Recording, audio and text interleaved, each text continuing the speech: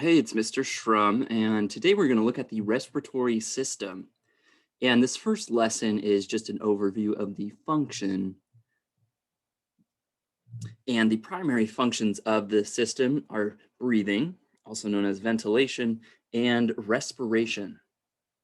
Ventilation is when we move air into and out of the lungs, whereas respiration is gas exchange across membranes in your body. And we're going to look at that in the other parts of the lesson. But here we're just giving the structure of the respiratory system and the structures within it. And they provide a pathway for air to flow in and out of the lungs. You can see them here. And then we describe what each one does in this respiratory system. The nose warms, humidifies, and filters the air as it enters the body. Cilia.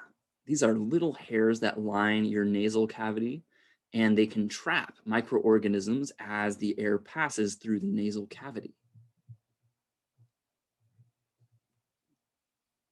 Once the air gets past your nose, it enters the pharynx, and this is also known as your throat. So in through your nose, down through your throat, and the throat provides passage for both air and food.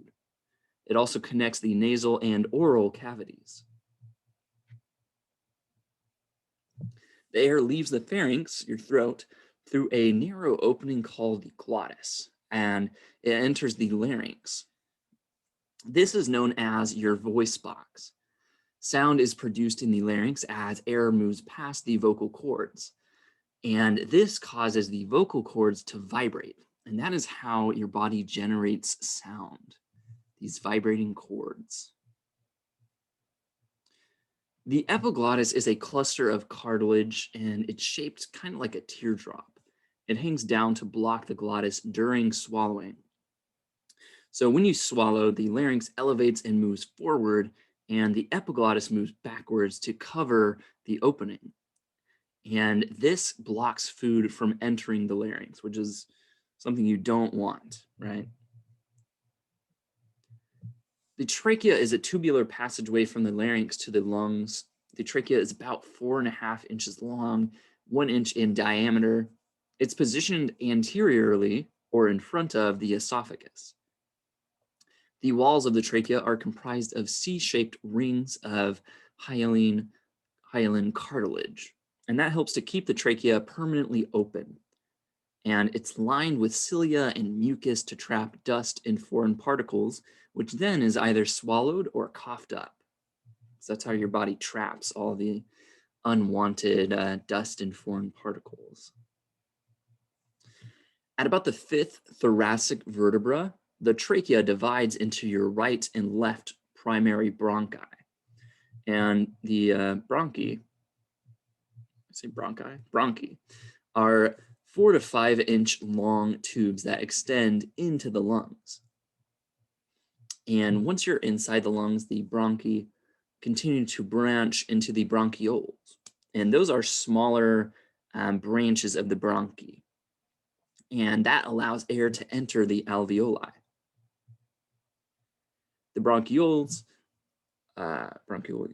branch into 2 or more alveolar ducts, and those contain a bunch of alveoli.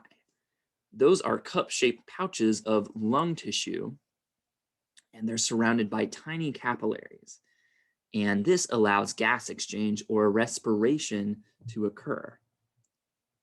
So air moves into and out of the lungs, and then once there, that is where this gas exchange occurs with this alveoli.